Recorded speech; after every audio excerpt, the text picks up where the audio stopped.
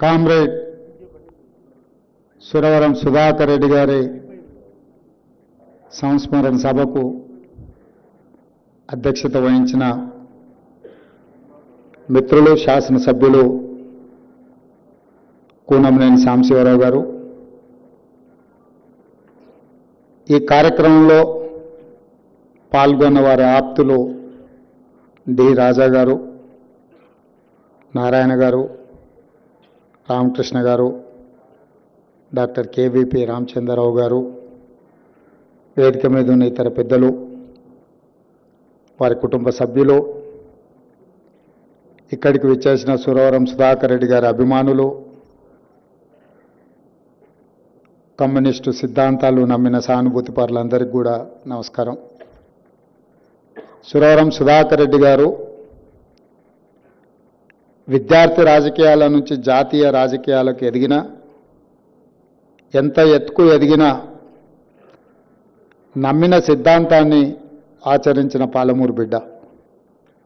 చాలామంది సమాజంలో గొప్పగా సిద్ధాంతాలు చెప్తారు, కానీ వాళ్ళు చెప్పిన సిద్ధాంతాలను వారు పాటించడానికి కాస్త ఇబ్బంది పడుతుంటారు. కానీ కామ్రేడ్ సుధాకర్ రెడ్డి గారు వారు సిద్ధాంతాలు చెప్పడమే కాదు, 65 సంవత్సరాలు సుదీర్ఘంగా వారు చెప్పిన సిద్ధాంతం, వారు నమ్మిన సిద్ధాంతాన్ని పాటించి వారు ఆదర్శంగా నిలబడి విద్యార్థి రాజకీయాల నుంచే కాదు, జాతీయ రాజకీయాలలో పార్లమెంట్ సభ్యుడిగా ప్రజలలో ఒక గొప్ప గుర్తింపు, గౌరవాన్ని పొందిన కామ్రేడ్ సోదరుడు. ఎవరైనా ఏ జెండానైతే మోసిండ్రో, ఏ జెండాను మోయడం గర్వంగా గొప్పగా భావించిండ్రో, వారి చివరి శ్వాస తర్వాత అదే జెండాను కప్పుకొని ఆ జెండా నీడననే చివరి శ్వాస తర్వాత కూడా వారు విశ్రమించడం అనేది అత్యంత అరుదు. సురవరం సుధాకర్ రెడ్డి గారు 65 సంవత్సరాలు ఎర్రజెండా నీడన నమ్మిన సిద్ధాంతాన్ని నమ్మిన గొప్ప నాయకుడు. వారు సామాజిక చైతన్యం కలిగిన వారు. సమాజంలో ప్రజలకు ఏది అవసరమో, సమాజంలో అనాగరిక చర్యలను వ్యతిరేకిస్తూ ఒక చైతన్యం తీసుకురావాలి, ఆ చైతన్యం పేదల జీవితాలలో మార్పు రావాలి అని నమ్మి వాటి కోసం నిరంతరం శ్రమించిన కమ్యూనిస్టు సోదరుడు పెద్దలు సురవరం సుధాకర్ రెడ్డి గారు. మహబూబ్ నగర్ జిల్లాకు సంబంధించి మొదటి తరం ఆనాటి నిజాం నిరంకుశ పాలనకు వ్యతిరేకంగా ప్రజలు ఉద్యమాలు నిర్మిస్తున్న సందర్భంలో ఒక పక్కన స్టేట్ కాంగ్రెస్ పార్టీ, రెండవ పక్కన కమ్యూనిస్టు సోదరులు సాయుధ రైతాంగ పోరాటాన్ని నిర్మిస్తున్న సందర్భంలో సురవరం ప్రతాప్ రెడ్డి గారు గోల్కొండ పత్రికను స్థాపించడమే కాకుండా నిజాం నిరంకుశ పాలన నుంచి విముక్తి కావాలి అంటే ఈ సమాజంలో చైతన్యం రావాలి. ఆ చైతన్యానికి గోల్కొండ పత్రిక వేదికగా వారు నిరంతరం కృషి చేసిండ్రు. ఆనాడు దేశ స్వతంత్రం కోసం బ్రిటిషర్స్ నుంచి విముక్తి కలగాలి అని మహాత్మా గాంధీ గారు 1921 నుంచి 1931 వరకు యంగ్ ఇండియా అనే ఒక పత్రికను స్థాపించి ప్రజాస్వామ్య పోరాట స్ఫూర్తిని, దేశ స్వతంత్రం కోసం పోరాటాన్ని మహాత్మా గాంధీ గారు నిర్మిస్తే, మన ప్రాంతంలో హైదరాబాద్ రాష్ట్రంలో నిజాం నిరంకుశ పరిపాలనకు వ్యతిరేకంగా సురవరం ప్రతాప్ రెడ్డి గారు గోల్కొండ పత్రికను నడిపించడమే కాదు, ఆనాటి ఉద్యమాలలో ఒక స్ఫూర్తిని నింపిండ్రు. వారే కాదు, ఆ జిల్లా నుంచి మొట్టమొదటి హైదరాబాద్ రాష్ట్ర ప్రజాస్వామిక ముఖ్యమంత్రి బూర్గుల రామకృష్ణారావు గారు మొదటి తరంలో సురవరం ప్రతాప్ రెడ్డి గారు, బూరుగుల రామకృష్ణారావు గారు ఆ జిల్లాకు వన్నె తీసుకొస్తే నిజాం పరిపాలన నుంచి విముక్తి కలిగినాక ప్రజాస్వామిక దేశంలో హైదరాబాద్ రాష్ట్రానికి నాయకత్వం వహించి ఒక స్ఫూర్తిదాయకమైన పరిపాలన అందించడంలో బూరుగుల రామకృష్ణారావు గారు ఎనలేని సేవల్ని ఆనాడు అందించారు. రెండో తరానికి వస్తే మహబూబ్ నగర్ జిల్లా నుంచి యంగెస్ట్ బెస్ట్ పార్లమెంటేరియన్, దక్షిణ భారతదేశం నుంచి మొట్టమొదటి ఉత్తమ పార్లమెంటేరియన్గా విద్యార్థి రాజకీయాల నుంచి జాతీయ రాజకీయాల వరకు రాణించిన పెద్దలు జైపాల్ రెడ్డి గారు. వారు నిబద్ధత కలిగిన సిద్ధాంతాన్ని నమ్మి కమ్యూనిస్టులు సహజ మిత్రులుగా భావించి వారు కాంగ్రెస్ పార్టీలో ఉన్న కమ్యూనిస్టు సిద్ధాంతాన్ని, కమ్యూనిస్టు సోదరులను సహజ మిత్రులుగా భావించి ఆ జిల్లా నుంచి రెండో తరంలో జైపాల్ రెడ్డి గారు, సురవరం సుధాకర్ రెడ్డి గారు రాణించడం జరిగింది. ఇది మా జిల్లాకు గర్వకారణం. ఎప్పుడైనా ఎక్కడికైనా ఏదైనా వేదికలు పంచుకున్నప్పుడు మన ప్రాంతం గురించి, మన వాళ్ళ గురించి, ప్రజలకు అందించిన సేవలు, ప్రజలలో వాళ్ళకు వచ్చిన గుర్తింపును చెప్పుకోవడం మన గౌరవాన్ని కొంత పెంచుతుంది.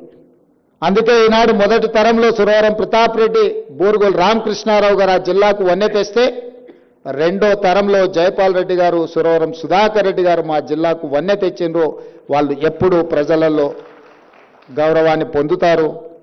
వారి కుటుంబానికి ఎప్పుడూ ప్రజలు నమస్కారం పెడతానే ఉంటారు. వాళ్ళు నమ్మిన సిద్ధాంతాన్ని పాటించారు కాబట్టే ఈరోజు వాళ్ళ కుటుంబ సభ్యులు ఎక్కడ కనిపించిన ఈ సమాజం వాళ్ళని గౌరవిస్తుంది. అందుకే ఈరోజు విజయలక్ష్మి గారు చిన్న కోరికలు కోరింది. వాళ్ళ గ్రామానికి సంబంధించి ఒక పాఠశాల, ఊరికి ఒక రోడ్డు, ఒక బస్సు వచ్చింది. ముఖ్యమంత్రి మీరు మా సంపత్తిని అడిగినా కూడా పని జరిగిపోద్ది. ఈరోజు తెలంగాణ రాష్ట్రంలో ఏదైనా నిర్ణయం తీసుకోగలిగిన శక్తి మీ పాలమూరు బిడ్డకున్నది. ఈ వేదిక మీద నుంచి వారి గౌరవం అలంపూర్ శాసనసభ నియోజకవర్గానికే కాదు, రాష్ట్ర స్థాయిలో వారి గుర్తింపు ఉండే విధంగా, వారి నమ్మిన సిద్ధాంతం ప్రజలకు అర్థమయ్యే విధంగా హైదరాబాద్ స్థాయిలో కూడా వారిని ఎప్పుడు గుర్తించుకునే విధంగా ఒక మంచి నిర్ణయం మంత్రివర్గంలో తీసుకుంటాం. మంత్రివర్గ సహచరులతో మాట్లాడి శాసనసభలో మిత్రులు కూనంనేని సాంబశివరావు గారు సభ జరుగుతున్నాడు మధ్యలో వచ్చి నాకు కాగితం ఇచ్చిండు.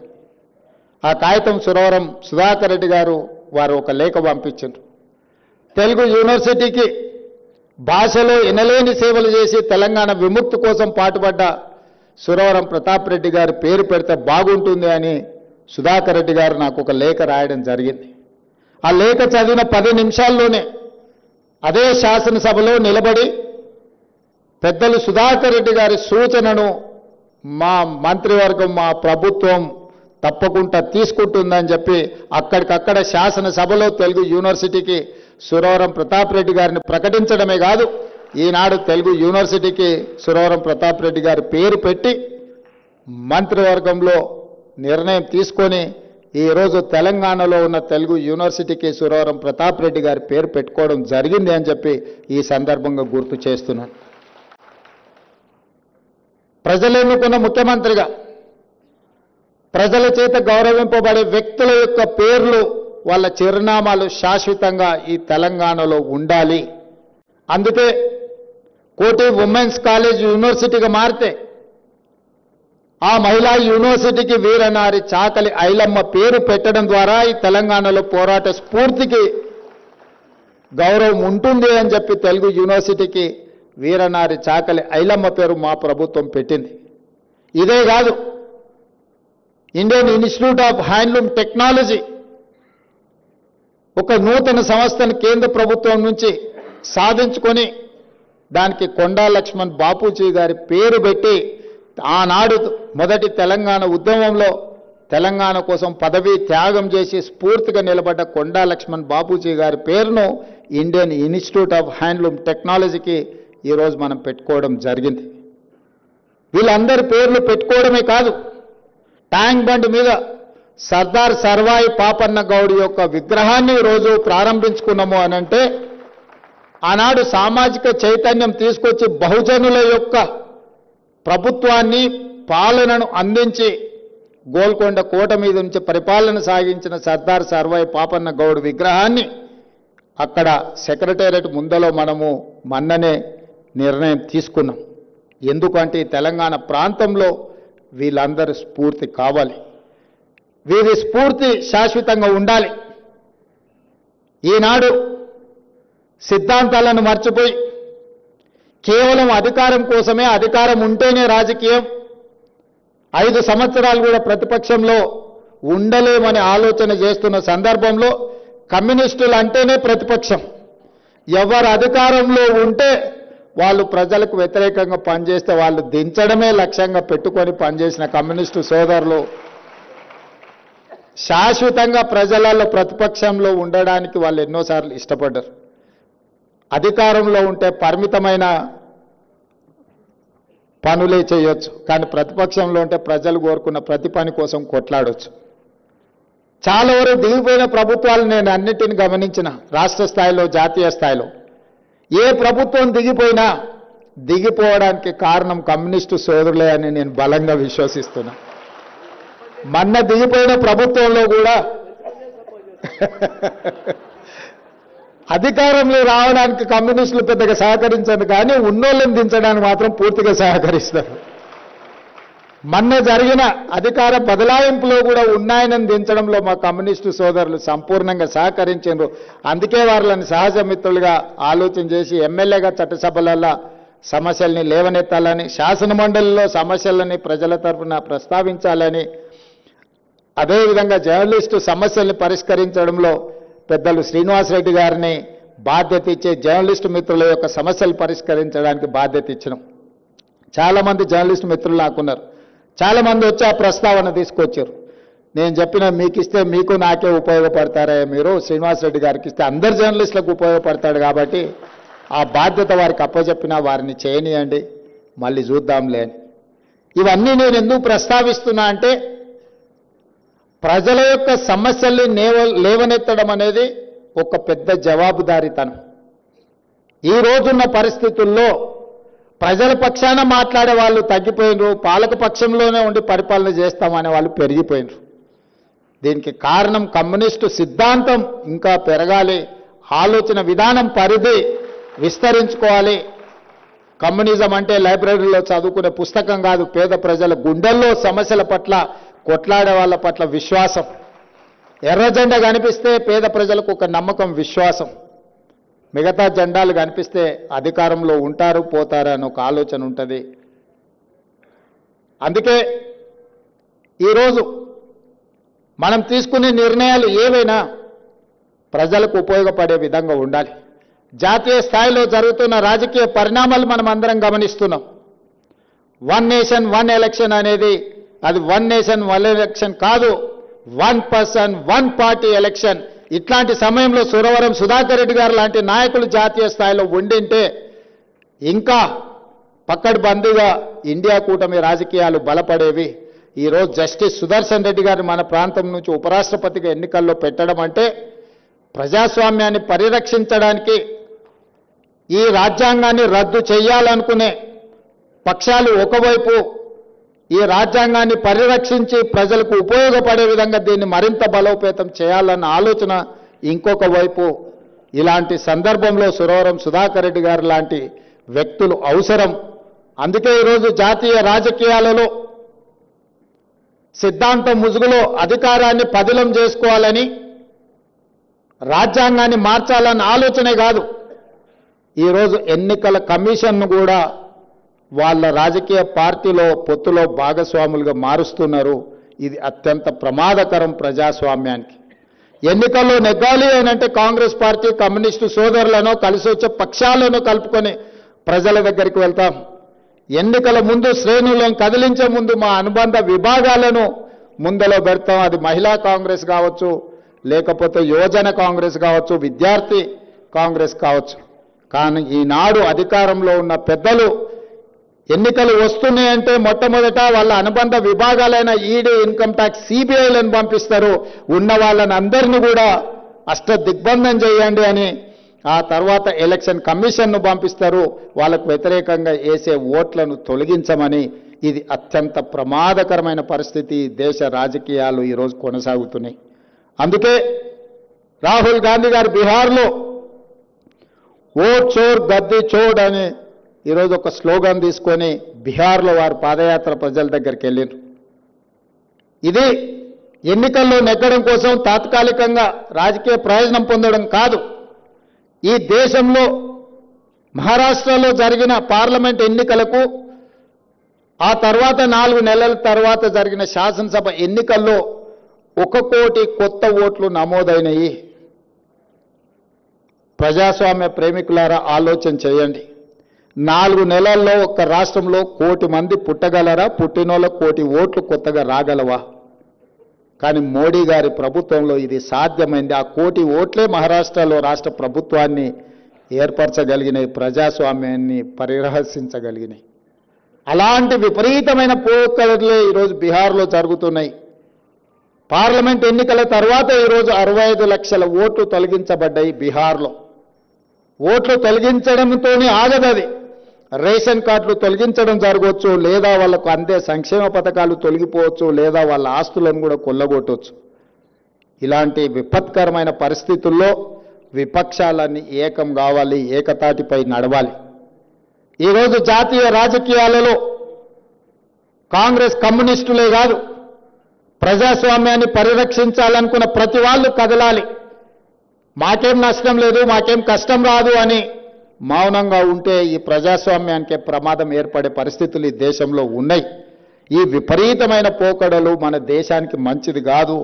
75 సంవత్సరాలు పూర్తి చేసుకున్న ఈ ప్రజాస్వామిక దేశంలో ప్రజల యొక్క ప్రాథమిక హక్కు అయిన ఓటునే తొలగించే ప్రమాదకరమైన పరిస్థితులు వస్తున్నాయంటే మనందరం కూడా ఆలోచన చెయ్యాలి, చర్చించాలి. మనం ఎవరము మాట్లాడడం లేదు, మనం ఎవరము చైతన్యపరిచే ఆలోచన చేయడం లేదు. చేసినా పూర్తి స్థాయిలో మనం దాని పట్ల కార్యాచరణ సిద్ధం చేసుకోవడం లేదు. అందుకే ఈ వేదిక మీద నుంచి సురవరం సుధాకర్ రెడ్డి గారి సంస్మరణ సభ వేదిక మీద వారు నమ్మిన సిద్ధాంతం ప్రజాస్వామ్యం, వారు నమ్మిన సిద్ధాంతం డాక్టర్ బాబాసాహెబ్ అంబేద్కర్ గారు అందించిన రాజ్యాంగాన్ని ట్రూ స్పిరిట్తో అమలు చేయాలి అని వారి ఆలోచన.